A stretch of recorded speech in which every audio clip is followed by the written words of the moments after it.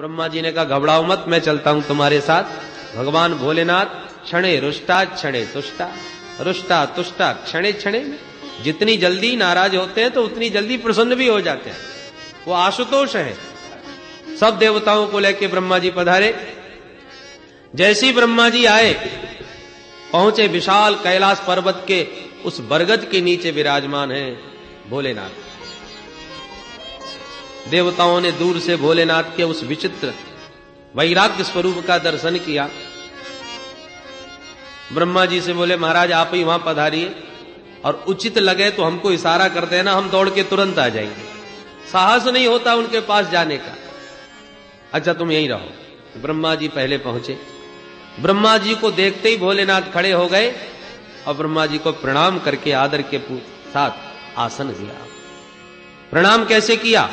उत्थाय चक्रे शिरसाभिवंदनम अर्हत्तमा कस्य यथैव विष्णु। दृष्टांत देते हैं, यथा विष्णु वामनः कस्य कश्यपस्य। जैसे वामन भगवान कश्यप जी को पिता होने के नाते प्रणाम करते हैं। कहां भगवान नारायण विष्णु, पर चूंकि व्यवहार जगत में कश्यप जी उनके पिताजी बने हैं, इसलिए वामन भगवान को प्रणाम करना पड़ता है। कहां भगवान श्री राम विधि हर शंभु नचावन हारे, परंतु व्यवहार जगत में दशरथ जी पिताजी बने हैं तो दशरथ जी को दंडवत करते हैं। प्रातः काल उठ कहीं रघुनाथा, मात पिता गुरु नावई माथा। ये व्यवहार जगत है। उसी प्रकार भगवान भोलेनाथ तो अर्हततमः, समस्त देवताओं के परम पूज्य हैं, परंतु व्यवहार में ब्रह्मा जी की भ्रकुटी से प्रकट होने के नाते उन्हें पिता मान करके प्रणाम कर रहे हैं। ब्रह्मा जी ने दूर खड़े देवताओं को इशारा किया, मौका बहुत अच्छा है, जल्दी आओ। सभी देवता दौड़ के आए और सब साष्टांग दंडवत करने लगे भोलेनाथ के चरणों में। ब्रह्मा जी ने थोड़ी सिफारिश कर दी, महाराज इन पर दया करो। क्या हो गया भाई? भृगु जी ने अपने मन की बात कहनी चाहिए कुछ, पर इनका स्वभाव था बात करते समय दाढ़ी पर हाथ फेरने का। तो स्वभावतः जैसी दाढ़ी पर हाथ फेरने के लिए हाथ ऊपर उठा तो दाढ़ी में एक भी बाल नहीं। इतने बेचारे शर्मिंदा हो गए कि मुंह लटका के ही रह गए, कुछ बोल ही नहीं पाए। ब्रह्मा जी ने ही कहा, भोलेनाथ अब इन पर दया करो, ये बिना दाढ़ी के रह नहीं पाएंगे, इनके स्वभाव में आ गया है, और इनकी दाढ़ी आपके विरोधी यज्ञ में स्वाहा हो गई। भोलेनाथ भी मुस्कुरा पड़े। अच्छा ठीक है, पूरी दाढ़ी तो नहीं मिलेगी बाबा, परंतु आगे आगे थोड़ी सी दाढ़ी आपको लग जाएगी, जाओ हमारा आशीर्वाद। जैसे आजकल फैशन चल गया है ना, आगे आगे थोड़ी सी रख लेते हैं। भोलेनाथ ने, श्री भृगु जी बोले बस बस महाराज, इतने में काम चल जाएगा, कुछ होना जरूर चाहिए। पूषा देवता तुरंत आगे बढ़े, देखो महाराज मुंह में एक भी दांत नहीं बचा, पूरा सारी दंतावली बाहर निकाल दी, कैसे भोजन करूंगा? भोलेनाथ ने कहा सत्तू घोर घोर के पियो, दांतों की कोई जरूरत नहीं पड़ेगी, पिष्ट भुक बन जाओ। जो आज्ञा महाराज। भग देवता ने कहा देखो आंखें फोड़ दी, मैं तो अंधा ही हो गया। भोलेनाथ ने कहा तुम मित्र की दृष्टि से देख सकोगे, जाओ हमारा आशीर्वाद है। इस प्रकार से समस्त देवताओं को स्वस्थ करते हुए जब भोलेनाथ थोड़े से अनुकूल दिखाई पड़े, तब देवताओं ने कहा सरकार चल के उस यज्ञ को भी सफल कर दीजिए। भोलेनाथ ने कहा यज्ञ में भाग तो मिलने वाला नहीं है, हम जाके क्या करेंगे? सारे देवता एक स्वर में बोले, भोलेनाथ एसते रुद्र भागोस्तु यदुच्छिष्टो ध्वरस्य वै यज्ञस्ते रुद्र भागेन कल्पता मध्य यज्ञहन। हे यज्ञहंता भोलेनाथ, आज से जो भी यज्ञ में सामग्री अवशेष बचेगी, वो अवशिष्ट सामग्री आपका ही भाग माना जाएगा, जो बचे सो सब आपका। भोलेनाथ संतुष्ट हो गए, जोई राम जो बच जाए बहुत है। सारे देवता भोलेनाथ को मना करके लाए।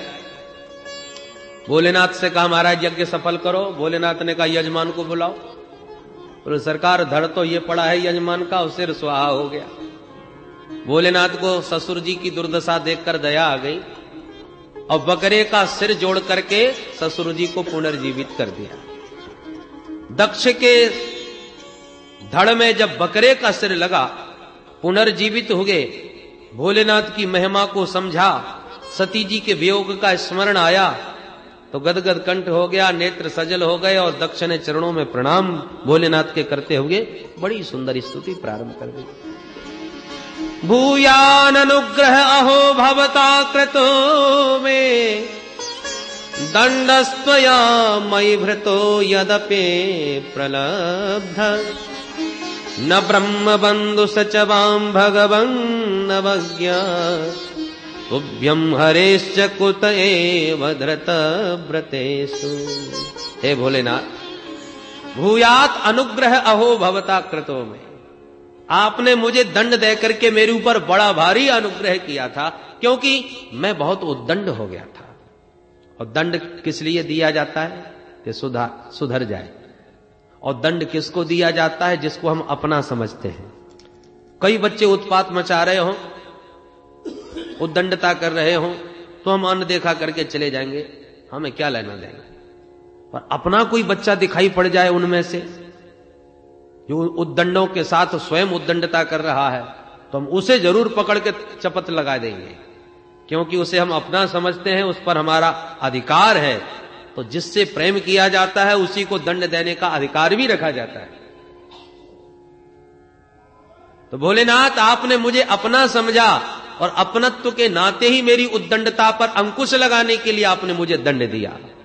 भूयान अनुग्रह अहो भवता कृतो में।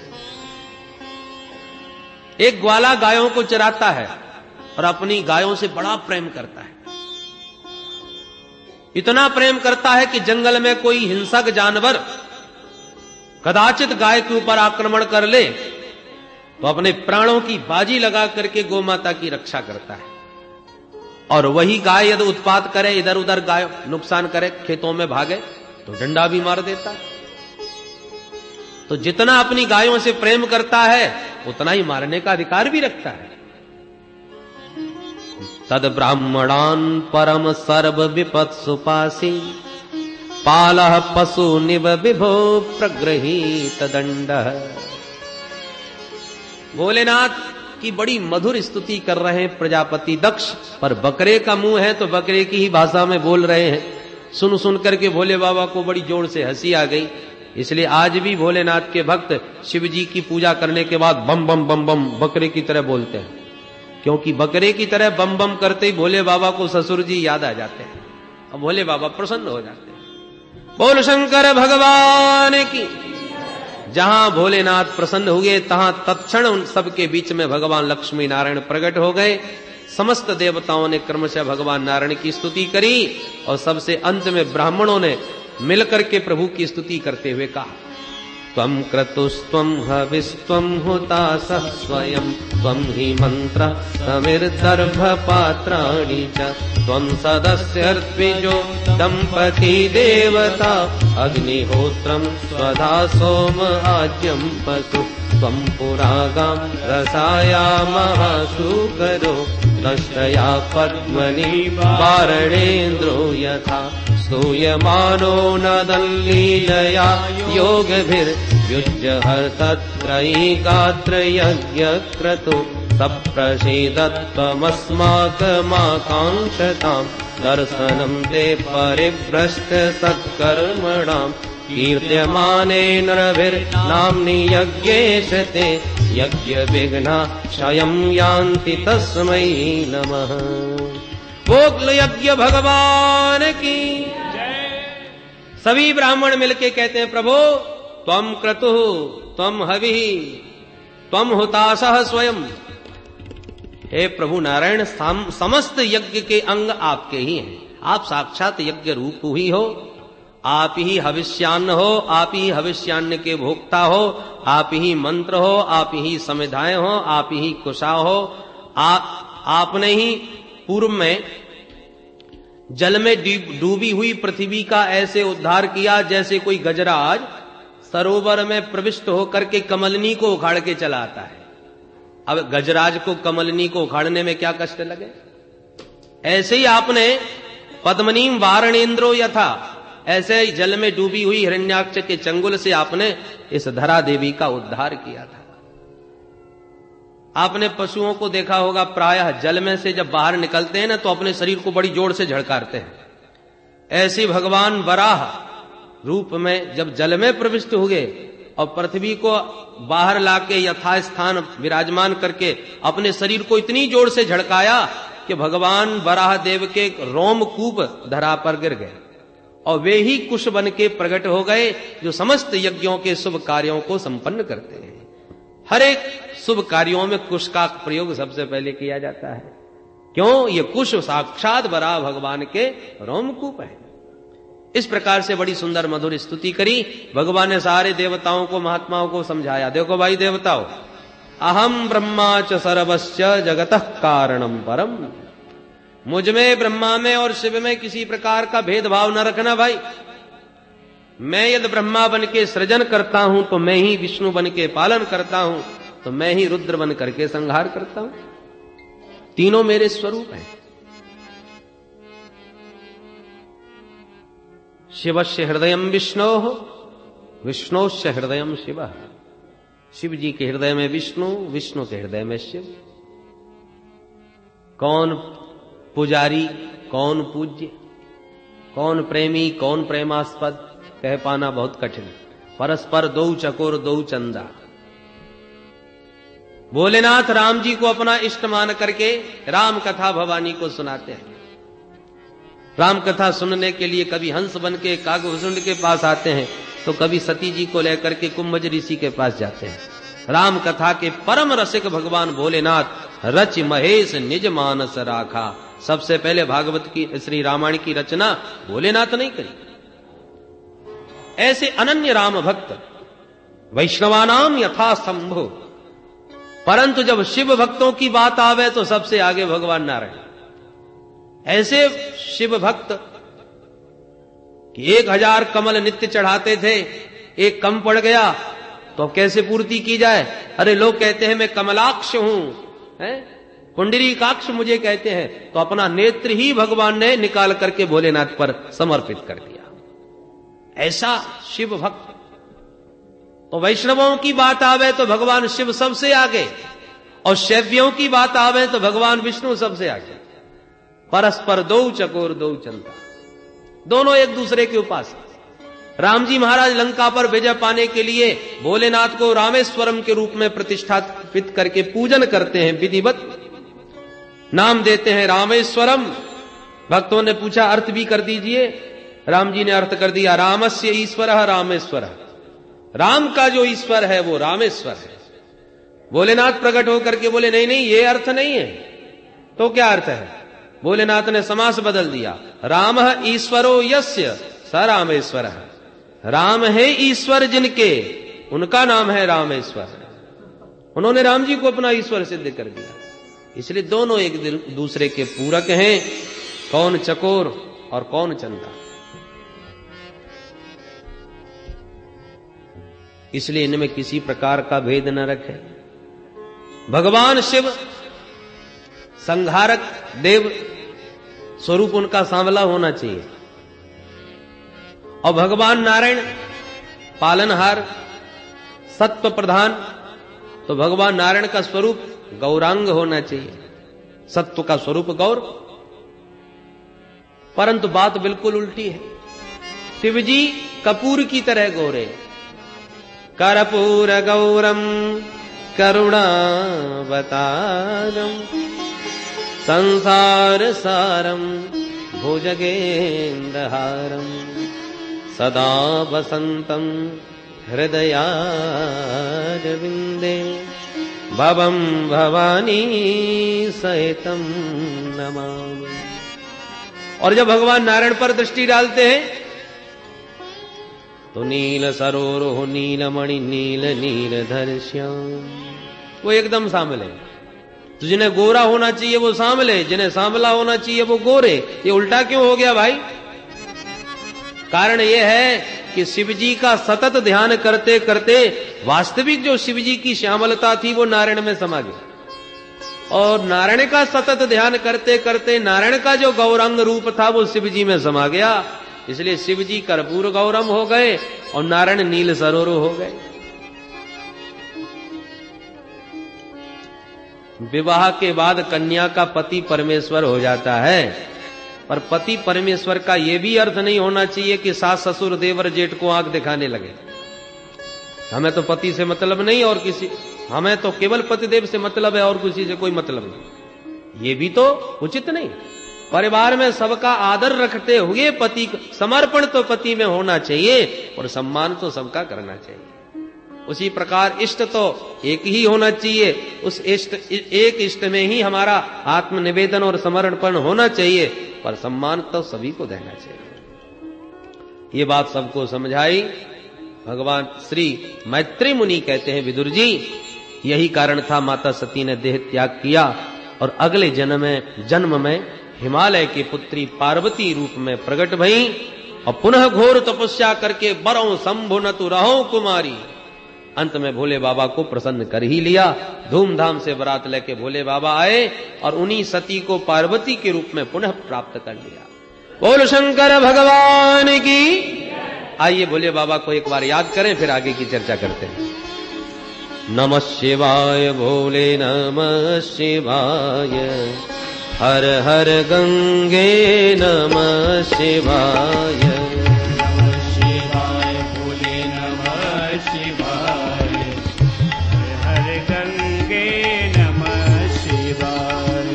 नमः शिवाय भोले नमः शिवाय, हर हर गंगे नमः शिवाय। नमः शिवाय भोले नमः शिवाय, हर हर गंगे नमः शिवाय। हे शिव शंकर भवानी शंकर, शिव शंकर भवानी शंकर, हे शिव शंकर भवानी शंकर, शिव शंकर भवानी शंकर। उमा महेश्वर तव शरणं भोले, उमा महेश्वर तव शरणं, उमा महेश्वर तव शरणं भोले, उमा महेश्वर तव शरणं। हे वृषभाध्वज हे धर्मध्वज, हे वृषभाध्वज हे धर्मध्वज, हे वृषभाध्वज हे धर्मध्वज, हे वृषभाध्वज हे धर्मध्वज। साम्ब सदा शिव तव शरणं, साम्ब सदा शिव तव शरणं। हे जगदीश्वर पिनाक पाणी, जगदीश्वर पिनाक पाणी, हे जगदीश्वर पिनाक पाणी, जगदीश्वर पिनाक पाणी। त्रिनयन शंकर तव शरणं भोले, नयन शंकर तव शरणं। हे शशि शेखर शंभु शिवा प्रिय, हे शशि शेखर शंभु शिवा प्रिय, हे शशि शेखर शंभु शिवा प्रिय, हे शशि शेखर शंभु शिवा प्रिय। शिव गंगाधर तव शरणं बोले शिव गंगाधर तव शरणं। त्रिशूल पाणी सोम शिवा प्रिय, त्रिशूल पाणी सोम शिवा प्रिय, त्रिशूल पाणी सोम शिवा प्रिय, त्रिशूल पाणी सोम शिवा प्रिय। आशुतोष शिव तव शरणं भोले, आशुतोष शिव तव शरणं। हे मृत्युंजय पशुपति शंकर, मृत्युंजय पशुपति शंकर, हे मृत्युंजय पशुपति शंकर मृत्युंजय पशुपति शंकर भुजंग भूषण तब शरणं भोले भुजंग भूषण तब शरणं भोले भुजंग भूषण तब शरणं भोले भुजंग भूषण तब शरणं हे अविनाशी कैलासवासी हे अविनाशी कैलासवासी हे अविनाशी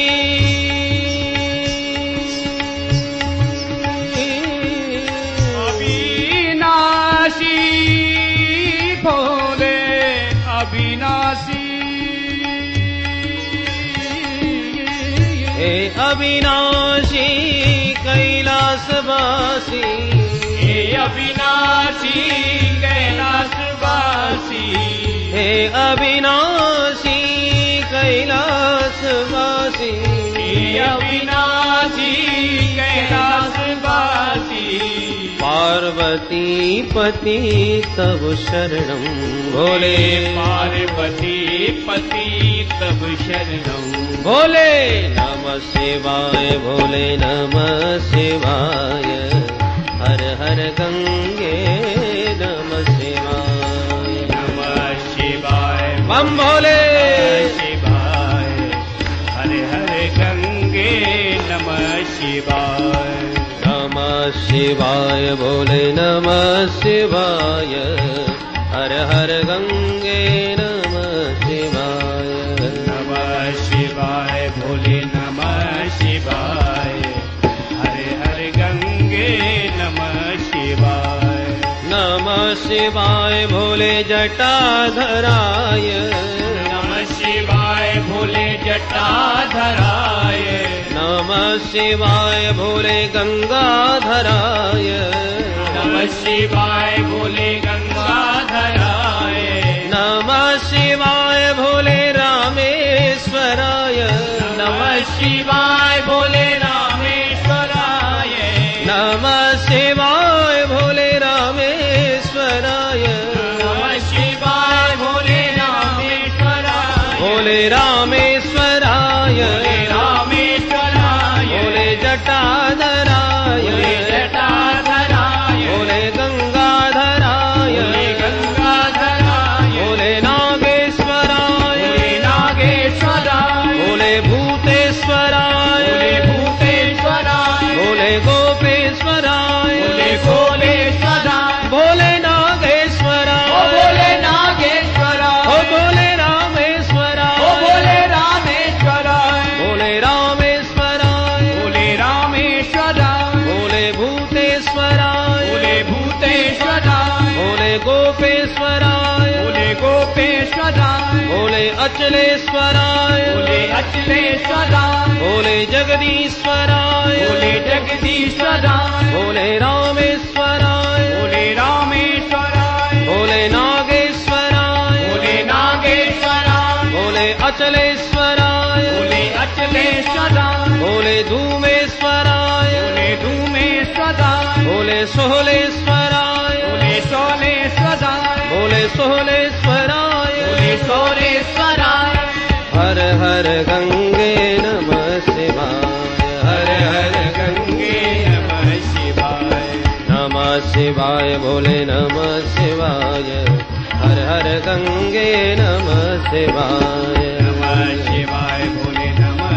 शिवाय हर हर गंगे नमः शिवाय नमः शिवाय भोले नमः शिवाय हर हर गंगे नमः शिवाय नमः शिवाय भोले नमः शिवाय हर हर गंगे नमः शिवाय सांब सदा शिव नमः शिवाय हम सदा शिव नमः शिवाय भुजंग भूषण नमः शिवाय भुजंग भूषण नमः शिवाय पार्वती पति नमः शिवाय पार्वती पति नमः शिवाय त्रिनयन शंकर नमः शिवाय नयन शंकर नमः शिवाय बोल शंकर भगवान की जय नमः नमः पार्वती पतये हर हर महादेव। माता सती का पावन चरित्र श्री मैत्री मुनि ने विदुर जी को श्रवण कराया। अब मैत्री जी कहते हैं, विदुर जी मैंने आपको मनु महाराज की तीनों बेटियों के बारे में बतला दिया। अब जो दो बेटा हैं प्रियव्रत और उत्तानपाद, उनमें से पहले तुम उत्तानपाद का चरित्र और वंश श्रवण करो। महाराज उत्तानपाद की दो रानियां हैं, बड़ी का नाम सुनीति, छोटी का नाम सुरुचि। जाये उत्तानपादस्य सुनीतिः सुरुचिस्तयो सुरुचिः प्रेयसी पत्न्युर् नेतरा यत्सुतो ध्रुवः। दोनों रानियों से एक एक संतान। बड़ी रानी सुनीति का बेटा ध्रुव, छोटी रानी सुरुचि का बेटा उत्तम। विचार से हम ध्यान दें तो हम ही उत्तानपाद हैं। उत ऊर्ध्व पादौ यस्य स उत्तानपादः, जिसके ऊपर पैर हो नीचे सिर, वही उत्तानपाद। तो हम सब के सब जब मां के गर्भ में रहते थे तब उत्तानपाद बन के ही रहे, इसलिए हम सभी उत्तानपाद। हमारी भी दो रानियां हैं, बुद्धिमानी और मनमानी। बुद्धि द्विधा, सद्बुद्धि है सुनीति और मनमानी बुद्धि सुरुचि। सुनीति कहती है शास्त्रों ने जो कहा है, ऋषियों ने शास्त्रों में जो आज्ञा दी है तद अनुसार आचरण करो, सुखी रहोगे। यह है सुनीति। परंतु मनमानी बुद्धि कहती है भैया शास्त्र पुराने पड़ गए, अब नया जमाना है, कलयुग का वातावरण है, अब वो शास्त्र पर चलना संभव नहीं है, इसलिए जो अच्छा लगे जैसा उचित लगे वो करो। ये मनमानी। सुरुचि स्वेच्छाचारिणी। महाराज उत्तानपाद छोटी रानी से प्रेम ज्यादा करते हैं, सुनीति से नहीं। हम भी तो वही कर रहे हैं। शास्त्र सुनते खूब हैं, शास्त्रों को समझते भी बहुत हैं, पर व्यवहार जगत में जब मानने की बात आवे तो सुरुचि की ही मानते हैं, सुनीति की नहीं। सुनीति की सुनते हैं और सुरुचि की मानते हैं। क्या करना चाहिए क्या नहीं हम सबको मालूम है। शास्त्र क्या कह रहे हैं हमको सब पता है, परंतु जब मानने की बात आवे तब सुरुचि की ही बहुत मानते हैं। अरे महाराज जी कह रहे थे, शास्त्रों में उपदेश दे रहे थे कि सत्य बोलो, सत्य तोलो, और यही सब मानते रहे तो दुकान में ताले पड़ने लगेंगे। छोड़ो, सब सुनाने की बातें हैं। अब तो व्यवहार में बड़ा कठिन है, झूठ बोलना ही पड़ता है। 10 रुपए की चीज जब तक 20 रुपए की नहीं बताएंगे कैसे दुकान चलेगी। इस प्रकार से ऊट पटांग अपने मन को समझा बुझा करके हम सुरुचि के जाल में फंस ही जाते हैं। और कलयुग है, सब चलता है, एक सूत्र सा पकड़ लिया है, हर बुराई में बस ये बात कह दी और बढ़ गए। उत्तानपाद ने सुनीति को निकाल के जैसे सुरुचि की दासता स्वीकार कर ली, आज हम भी वही कर रहे हैं। शास्त्रों में चाहे जितनी श्रद्धा रखें, अंत में व्यवहार जगत में शास्त्रों को किनारे ही धर लेते हैं और व्यवहार में मनमानी की ज्यादा मानते हैं, स्वेच्छाचारिता ज्यादा अपनाते हैं। कुतर्की की कैंची से शास्त्र के सिद्धांतों को काट के धर देते हैं। पर समझने वाली बात यह है कि सुनीति से क्या मिला और सुरुचि ने क्या दिया। उत्तानपाद का कल्याण यदि हुआ तो सुनीति के पुत्र ध्रुव के द्वारा। ध्रुव ने सबको तार दिया, तो सुनीति के मार्ग का आचरण करोगे तो ध्रुव तत्व की प्राप्ति होगी, जो तुम्हें अमरत्व प्रदान कर देगा। आज भी चमक रहा है। अरे बेईमान लाखों हैं, उनमें तुमने भी बेईमानी करके उसी पंक्ति में अपने को खड़ा कर दिया। क्या पहचान रही हमारी तुम्हारी? ईमानदार व्यक्ति लाखों में भले ही एक हो, परंतु एक उसकी प्रतिष्ठा होती है, एक उसका एक अलग स्वरूप समझ में आता है। लोग बरसों तक उस ईमानदार को याद रखते हैं। कीर्तिर यस्य सजीवती, जब तक मानव की कीर्ति है तब तक उसकी पहचान, तब तक वह जीवित ही है धरातल पर। शरीर तो कुछ वर्षों का है, पर कीर्तिमान लोग हमेशा के लिए अमरत्व को प्राप्त कर लेते हैं। जैसे सुनीति के पुत्र ध्रुव को आज भी लोग जानते हैं आकाश में चमक रहा है। ऐसे ध्रुव तारे की तरह चमकना चाहो तो सुनीति का ही आश्रय लेना पड़ेगा। एक बार ध्रुव जी महाराज अपने पिताश्री से मिलने गए। परिचय पाते ही पुत्र को अंक में हृदय से लगा करके गोद में बैठा दिया, परंतु जब सौतेली मां सुरुचि ने देखा तो ध्रुव